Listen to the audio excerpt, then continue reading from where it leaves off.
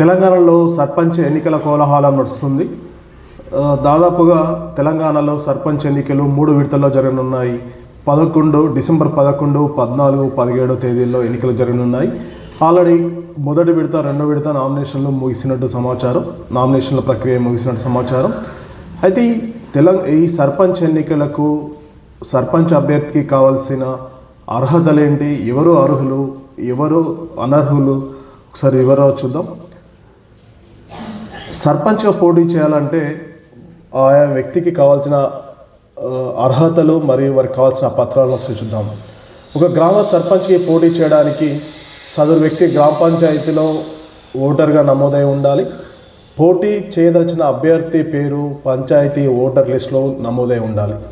అలాగే సర్పంచ్కి నామినేషన్ దాఖలు చేసే సమయానికి అభ్యర్థి వయస్సు 21 సంవత్సరాలు నిండి ఉండాలి.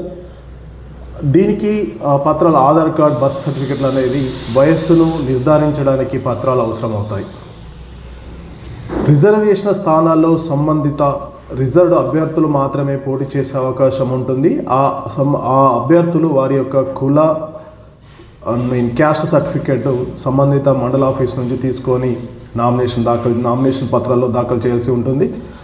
అలాగే ఎస్సీ, ఎస్టీ, బీసీ అభ్యర్థులు జనరల్ కేటగిరీ నుంచి పోటీ చేయడానికి అవకాశం ఉంటుంది. ఎక్కడైతే అన్రిజర్వ్ అంటే రిజర్వ్ కాని స్థానాల్లో కూడా ఎస్సీ, ఎస్టీ, బీసీ అభ్యర్థులు పోటీ చేయడానికి అవకాశం ఉంటుంది. రిజర్వ్ చేసిన స్థానాలకు మాత్రం రిజర్వ్ క్యాండిడేట్, అది ఎస్సీ రిజర్వ్ అయితే ఎస్సీ, బీసీ అయితే బీసీ అండి, బీసీ లేడీ మాత్రమే పోటీ చేయడానికి అర్హులు. మరియు మహిళలకు వారికి రిజర్వ్ చేసిన స్థానాల్లో మహిళలు మాత్రమే పోటీ చేయాల్సి ఉంటుంది. ఇక 2 పిల్లల నిబంధన ఎత్తివేయడంతో ఎంతమంది పిల్లలున్నా ఇంతకుముందు మనకు 3 పిల్లలు ఉంటే ఎలక్షన్లలో నామినేషన్ వేయడానికి పోటీ చేయడానికి అనర్హులు ప్రకటించేవారు. కానీ గత సంవత్సరం తీసుకున్న నిర్ణయంతో, తెలంగాణ ప్రభుత్వం నిర్ణయంతో 2 పిల్లలున్నా, 2 కంటే ఎక్కువ ఉన్నా కూడా వాళ్ళు పోటీ చేయడానికి అర్హులుగానే ఎలక్షన్ కమిషన్ ప్రకటించింది. ఇవి సర్పంచ్గా పోటీ చేయడానికి అర్హులైతే అనర్హులు ఏంటి, అనర్హులు ఏవి, వారికి అనర్హులు ఎవరు అంటే ఒకసారి వివరాలు చూద్దాం. గ్రామ సేవకులు. ఒకప్పుడు కొన్ని సంవత్సరాల క్రితం సుంకరి అనే ఒక పోస్ట్ ఉండేది. వారు గ్రామానికి సంబంధించిన సమాచారాన్ని, పంచాయతీకి సంబంధించిన సమాచారాన్ని ప్రజలకు చేరడానికి వీరు గ్రామ శంకర్ని ఉపయోగించుకునేవారు. లేదా వివిధ అధికారులు వచ్చినప్పుడు వారికి సమాచారం అందజేయడానికి అని విలేజ్ అసిస్టెంట్గా ఉండేవాళ్ళు. వీళ్ళతో పాటు కేంద్ర, రాష్ట్ర ప్రభుత్వ ఉద్యోగులు మరియు స్థానిక సంస్థల ఎయిడెడ్లో పనిచేసే ఉద్యోగులు పోటీ చేయడానికి అనర్హులు.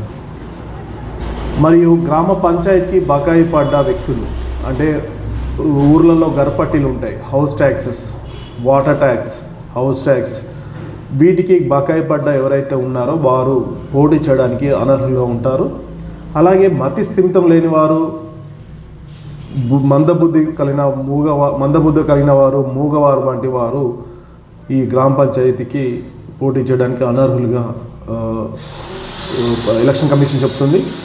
అలాగే పౌర హక్కుల పరిరక్షణ చట్టం 1955 కింద 1955 పరిధిలోకి వచ్చే 2 ఏళ్లకు పైబడి కేసులో శిక్ష పడిన వారు ఈ పోటీలు చేయడానికి అనర్హులుగా ఎలక్షన్ కమిషన్ ప్రకటించింది. అంతేకాకుండా గ్రామ పంచాయతీ, మండల్, జిల్లా, కేంద్ర, రాష్ట్ర ప్రభుత్వాల్లో ఏదైనా కాంట్రాక్టు పని చేసుకున్న లేదా నిర్వహణ ఒప్పందం చేసుకున్న వారు కూడా పోటీలు చేయడానికి అనర్హులుగా ఎలక్షన్ కమిషన్ ప్రకటించింది.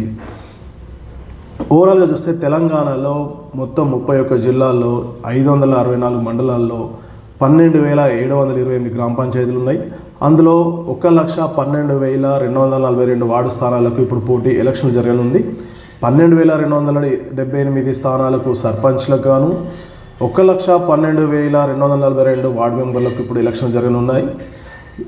ఈ తెలంగాణలోని మొత్తం గ్రామీణ ఓటర్లు అంటే సర్పంచ్ ఎలక్షన్లకు ఓటు వేయబోయే ఓటర్ల సంఖ్య 1,66,55,186 మందిగా నమోదైంది. ఈ ఈ యొక్క ఓటు హక్కు వినియోగించుకునే ఓటర్లు బ్యాలెట్ పద్ధతిలో ఈ ఎన్నికలు జరగనున్నాయని తెలుస్తుంది. అలాగే ఎలక్షన్ కోడ్ రిలీజ్ అయిన తర్వాత గవర్నమెంట్ అధికారికంగా ఏ కార్యక్రమాలు గ్రామాల్లో ఎన్నికల కోడ్ ముగిసే వరకు గ్రామాల్లో ఇవి డెవలప్మెంట్ ఏ అభివృద్ధి కార్యక్రమం చేపట్టడానికి వీల్లేదు. ఎందుకంటే ఎలక్షన్ కోడ్ అమల్లో ఉన్నప్పుడు ఓటర్లు ప్రభావం అవకాశం ఉన్నందున ఎలక్షన్ కమిషన్ ఎలక్షన్ కోడ్ ముగిసే వరకు ఏ కార్యక్రమాలు చేయబడ్డనేసి దీనికి స్పష్టంగా ఎలక్షన్ కమిషన్ రూల్లో పేర్కొనబడింది. ఇది ఇవాళ వివరాలండి.